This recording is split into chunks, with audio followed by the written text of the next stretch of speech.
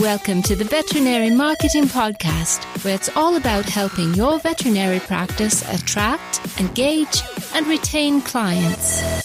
Broadcasting a new podcast every Monday from sunny Southern California, here's your host, Brandon Bashirs. Hey there, everybody. Welcome to episode number 141 of the Veterinary Marketing Podcast. Thank you so much for taking the time to listen today. I really appreciate it. If you could do me a huge favor, please leave me an honest review in iTunes or Google Play, wherever you listen to the podcast. I would really, really appreciate it. Today, we're going to be talking about changes to Facebook and Instagram's ad platforms, and it's some really, really cool things. Last week, we talked about how you need to be diversifying, which I totally agree. You need to be diversifying. We'll talk about a few reasons why that is again, and that kind of relates into some of the stuff that's happening within these updates. But it's going to be a great episode. There's some really good practical tips for you that's going to help your veterinary practice's social media and marketing, help you generate more clients. Okay, so this is pretty dang cool stuff. I'm very excited about it. Before we begin, I'd like to mention a few things. First, if you haven't done so already, be sure to subscribe in iTunes or Google Play. That way you get up to date and you get notified every time a podcast is released. Sometimes if you're on Facebook or LinkedIn or Twitter or wherever you are, you might miss something. So you want to be sure to be subscribed in iTunes or Google Play. Next, I'd also like to mention this episode is being sponsored by usedvetequipment.com. So check out usedvetequipment.com. It's a website by Brad Haven. It's been on the web for almost 6 years now. And what they do is they bring buyers and sellers together. So if you have any used equipment in your storage room that you're looking to sell, or if you're looking to save money by buying used, you can check out and see they have everything from cages, kennels, x-rays, ultrasounds, surgery and laser equipment, lab equipment from IDEXX or Abaxis, tables, tubs, sinks, all kinds of miscellaneous items. If you're looking to buy or sell, go to check out usedvetequipment.com. It's basically like the eBay for vets. The website works really well. Brad's done a great job of setting it up so that both the buyer and seller are protected. So you can go there, check out testimonials. Again, it's usedvetequipment.com, and be sure to let Brad know that you heard about it from the podcast. He's a great guy, very nice to talk to you. Just say hi to Brad. All right. I'd also like to mention that if you haven't done so already, be sure to go on to Facebook and join the Veterinary Marketing Nerds Facebook group. It's a Facebook group related to the podcast. If you have any kind of questions, comments, need help with anything, that's a great place to go. You can get collaboration. I hang out and I'll see the posts that are happening there and comment and collaborate with you there too. So be sure to go to facebook.com/groups/the Veterinary Marketing Nerds. All right. So let's get into today's episode. We're going to be talking about updates from Facebook and Instagram. Now, I haven't done an update episode for quite a while, which means basically everything has changed. It's completely different. I think the last time I did this was probably January of this year, just because we had all of the crazy changes with organic reach and the Facebook adpocalypse. That's what they called it, where all of the organic reach fell off and stuff. But since then, there's actually been a lot of different, really cool paid ad campaign updates and things like that. So first off, let's talk about a few things. First, the ad platform is actually dramatically different than from what it was. And the reason for that is a lot of the targeting options are gone. So for a veterinary practice, it doesn't really change too much. If you're trying to do, interesting things where you're targeting specific incomes or,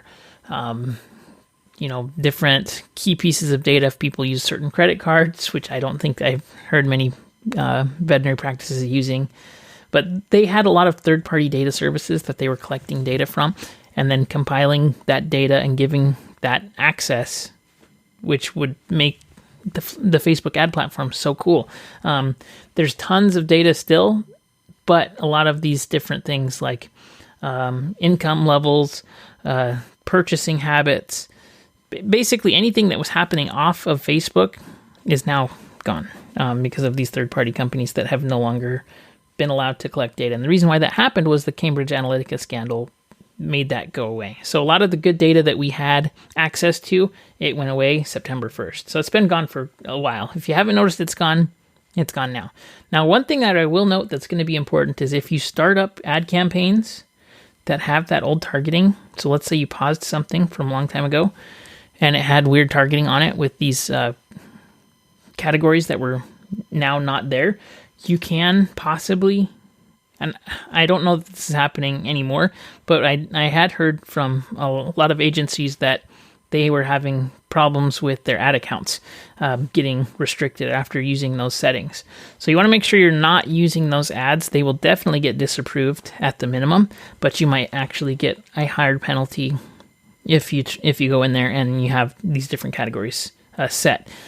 So make sure that when you're creating new campaigns, you're just using the new demographic targeting that they have in there. Don't use the old stuff because it can work out poorly for you.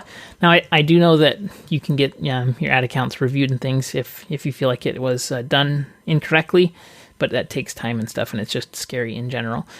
One thing that they're doing too is that they are starting to suspend accounts that don't have ad spend on them. So if you haven't been spending any money in your ad account, you need to check and make sure that it hasn't been suspended, disabled, or deleted. So I want to say that it's 90 days is what I believe it is. If you don't have any ad spend, it can be deleted. And when that happens, you can lose your data as far as your pixel data. And so you want to make sure that you have some kind of ad spend happening just to keep that data going. And I really think that every veterinary practice should be doing paid ads inside of Facebook. We'll talk about these new ad formats that are really, really cool that I think are going to be helpful for veterinary practice. Okay, so that's some new updates. Now, another new update is that they're pushing people over to Business Manager. So we've been resisting as long as possible. I'm not a fan of Business Manager personally. It makes things kind of complicated because in general, I just like having access through my own Facebook account, which is weird because I manage so many ad accounts. I have dozens of ad accounts that I manage, and so the notifications inside of my Facebook feed are just bombarded, but still I hadn't liked the Business Manager features, and the reason for that was it seems like that they were releasing updates to Business Manager more slowly than they were the standard Ads Manager. And for those of you who are not familiar with what Business Manager is, it's basically like an enterprise level or enterprise access to Facebook ads and things and page management. So from Business Manager, you manage your Facebook page, you manage your ad account, and it's like separate. It's like set up for an entity. You can add users and employees and things through this Business Manager. And it was weird to me that they had two separate products. And it seemed to me like the product teams that were developing the Ads Manager stuff were not developing the Business Manager stuff. And so there was just this disconnect where sometimes new features would roll out and some clients would have access to these new features because we weren't on Business Manager. And some clients would have, it just was really, really weird. And I didn't like it. I like having everything consistent. And so for a long time, I've told people you shouldn't download or you shouldn't sign up for Business Manager for your Facebook page. But they have changed the rules again. So with all of this privacy scandal that has been going on this year, I'd say this year is the year of privacy scandals where people are like, hey, what are you doing with my data? How are you targeting me? And specifically, I think that all of this was a result of elections in the United States, where they were getting in trouble for having Russians run ads and things like that. So what ended up happening is anytime that you have data like retargeting lists, for example. So Facebook, you want to upload custom audiences of phone numbers, of emails, of names and things like that you're collecting data on. If you want to be uploading those custom audience lists, you need to have a Business Manager account now. So that's kind of a bummer. And it's hopefully a good sign because that means that they'll be taking their Business Manager section and updating it more frequently, right? So hopefully they're going to be kind of moving away from the personal ad account into more of the Business Manager account. But that is a very important component that you need to be using. And so as a result, it's time to upgrade to Business Manager for your pages. That way you can target those lists of custom audiences, which are your best clients, right? So you need to be collecting emails and phone numbers and all of that data. And so as a result, we need to upgrade to Business Manager. So unfortunately, the time has come for that. If you want to know how to do that, I will be sure to link in the show notes so if you go to veterinarymarketingpodcast.com, I will show a link from Facebook on how to upgrade to Business Manager.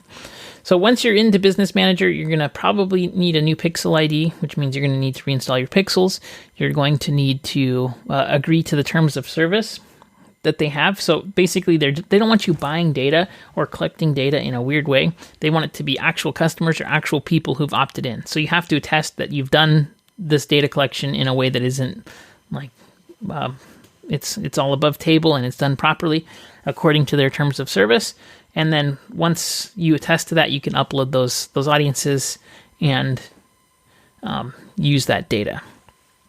So that's kind of a big deal, and I'm excited to see what they start doing inside of Business Manager. And in general, I'm excited about that. I think that the platform is hitting more maturity. It's really interesting to see, all of these changes that are going on and kind of the growing pains that Facebook's been having. One thing that I've seen was this kind of change happened within Google. There was a time when they called it the Google slap, where you would get your ads just disapproved, your account banned, and things like that would happen as Google was growing as a platform for advertisers, which was like 10 years ago. And it was happening at scale, and marketers were really, really kind of frustrated because there was no set rules. It was all so new. And so we're going through those growth pains within Facebook. The difference between Facebook and Google, though, is night and day as far as they have people that are there to respond. And so we get to talk to their, ad reps and ask them questions, and they take feedback, and they are meeting with advertisers, and they're having all of this outreach. So they're actually listening and developing product based on how people are using it, what's going on. And they seem a lot more friendly in that respect. With Google, it used to be like, good luck getting hold of anybody.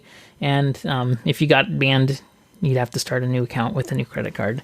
But not the case with Facebook, which is cool. So that's really, really promising, I think, as far as from a business standpoint and from building out scalable campaigns where you can generate new clients. I think figuring this out is worthwhile because of all of the work that they're doing on the back end to really be a solution long term. And so after these growing pains happen and all the rules are kind of set, it'll be a lot more consistent, and hopefully the changes will kind of slow down. And in a few areas, other changes are good, like adding new products or new ad types. But I think that this is all really positive. So let's get into the next thing that Facebook updated.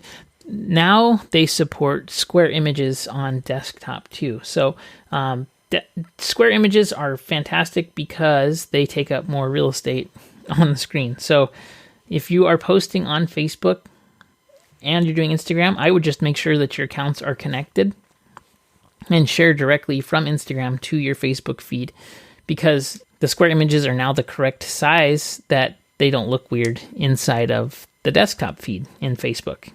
So square images are the way to go. If you're going to be doing any kind of linking, be sure to be posting those directly from your Instagram, because I've tested this pretty in depth too. I was wondering if there's any kind of loss of distribution organically between if you are tagging and posting from Instagram to Facebook, and I'm not seeing that there's any difference as far as the distribution. So in the past, the rule has been don't ever connect your social accounts. You need to have, don't have your Twitter being hooked up to your Facebook posts, so that, because that's not the right medium. But with sharing of images from your Facebook and your Instagram, definitely this is okay to do. And I would be doing that just to save time in general. So whenever you're posting to your Instagram, be posting to your Facebook as well. Not every single time, right? If the post is appropriate for Facebook, then you're going to want to make sure and post it up there as well. So Instagram has been going through a lot of changes, and this is kind of a result, I think, of Facebook's revenue growth is starting to taper off. Like I mentioned last episode, they're having user growth taper off. And so as a result, you only have so much ad space that you can show. So they're doing great with respect to revenue, but shareholders want to see growth. They don't want to see just great revenue numbers. They want to see revenue growth. And so what they're doing is releasing ad products to Instagram, because Instagram is owned by Facebook. So we're getting tons of cool new tools for Instagram. So figuring out how to do calls to action within Instagram that people actually like and that they take up is going to be important and more important as time goes on. Because I think that Instagram is going to be the platform for 2019 as far as attention and getting attention of your clients. Definitely still a great place to get attention and engagement and all these things. So let's talk about a few things. First, they have now shopping ads that they are rolling out to certain groups of people.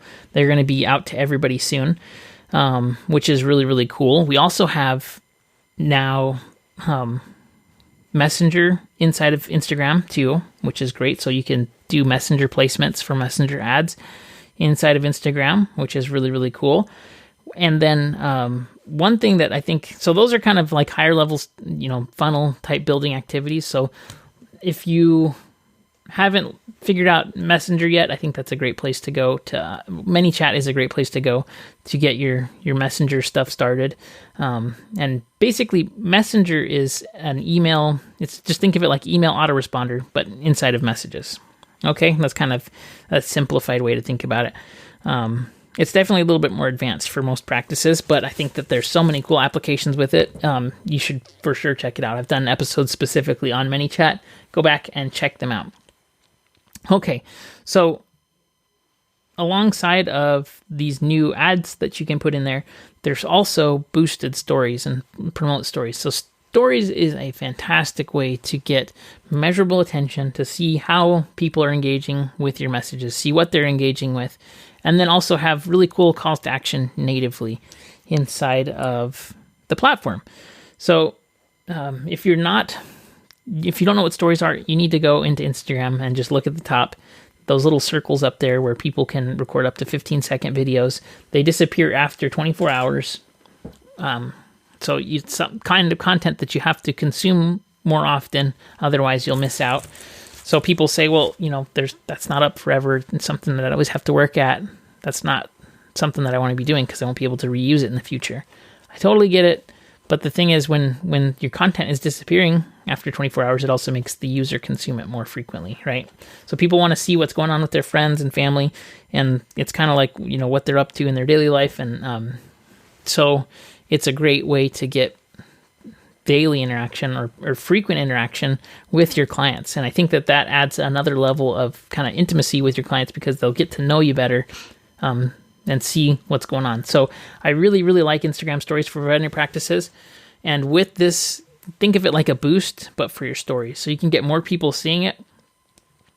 Inside of your stories, you want to have specific calls to action that are appropriate for that. So swiping up to claim an offer, swiping up to go to a URL, right? That is a good call to action. Asking people to message you directly, that is a great call to action. Engaging on, there's different things that you can overlay in there, like you can ask a question and ask people to type in an answer. There's all kinds of cool things. There's polls, stuff like that. That's really, really useful. And since you can boost it for more than 24 hours, so let's say you created a story that was really, really popular. Maybe it was about like boarding, and you were just showing some cats in your boarding facility and how comfortable they looked for the holiday season, right? So you could do a boarding ad that showed to more people, and it's just something that you can create quickly, get it out there. And if you said, we have a boarding special this week, it's $15 off a 3-day stay. Message for details, and then people would send you a message, and then you could directly begin to communicate with them. So say, thanks for requesting info. Here's the link on the details. What day are you thinking? And then you could get more info and qualify that person if you wanted to. So I think that is a really, really cool feature that's inside of Instagram. And the last thing that we're going to be talking about here is going to be what was formerly called Canvas experiences, which are now called instant experiences. And basically what Facebook is doing, and these are available on Instagram too, you've probably seen a ton of them. They're just doing really, really good for e-commerce, which means just selling typically physical products, but you could do it with services too, 100%. it is set up so that instead of having what Facebook has found is that the drop-off rate for people going to websites, especially when load times are slow, is massive. And it's something like 40% of the clicks and the traffic that they're getting, they just completely go away because the load time is longer than like 2 seconds or something like that. It's insane. People are not patient when it comes to load times. If they click something and it even hesitates to load, you get drop off. And so what they've done is they've created what were called canvas experiences. And in the past, those were actually, they were really cool in theory, but they weren't very good in application. I don't know what it was that they were not performing well, but they weren't. A cool brand to follow if you want to see a lot of these in action is Disney Cruises. They do the canvases and the instant experiences. They do it amazing too, so you can kind of see what a good brand looks like that's doing these instant experiences. But what it is, it's basically like creating a micro landing page site, and it's really cool. So you'll have like a video header that you can use, and then below it we'll have a collection of 3 images. And if somebody clicks on it, it opens up this instant experience landing page, and you can build these really, really easily inside of your Facebook page. The way to get to them is you go to your page, then you go to Publishing Tools, and then you go to Instant Experiences, and then it says formerly Canvas next to it. Once you're there, you'll want to create a new canvas. You'll name it whatever you're going to name it. So like if you wanted to do boarding or new clients or, whatever you wanted to call it. And you can use these to build out, it's basically like templated sections. So you have images carousel. You can do a catalog. So if you uploaded your services into Business Manager as catalog product items, people could buy the services directly inside of that. What Facebook is really trying to do is to make the whole process native. So they're trying to keep you inside of Facebook for as long as possible. And so it's really, really cool because they're adding all of these tools and features. They load really fast, they look beautiful, and they're very, very simple to create. So if you haven't checked out Instant Experiences, check them out because I think that they're going to be just adding cool features. My guess is that they will be continuing to add additional, just really, really cool features. I'm sure they'll have scheduling and tons of cool stuff coming up soon. You can use these instant experiences as a placement inside of Instagram as well. And I was just running some e-commerce ads for Black Friday and Cyber Monday using these, and it is really cool. The relevant scores on these, specifically for retargeting audiences that I was using, were 10s. So we're getting really cheap clicks, even on Black Friday, which is typically a very expensive traffic day. And so in general, it just is a really, really cool ad type. A good placement. It's really engaging. Not only that, you can add forms to it through Facebook's forms, right? So you can build landing pages. It looks like a form. So if you just wanted to collect data for, doing a new puppy lead magnet, or if you wanted to collect data for a new client special, or whatever you wanted to do, you can do that inside of there. Very, very cool. So those are the main new changes that I wanted to share with you this week. Be sure to subscribe in iTunes or Google Play. If you ever have any questions, if you ever have any comments, you need help with anything, please don't hesitate to reach out. The best place to do that is the Facebook group. If you go to facebook.com/groups/the Veterinary Marketing Nerds, you can request to join there. And if you ever need help, please don't hesitate to reach out again.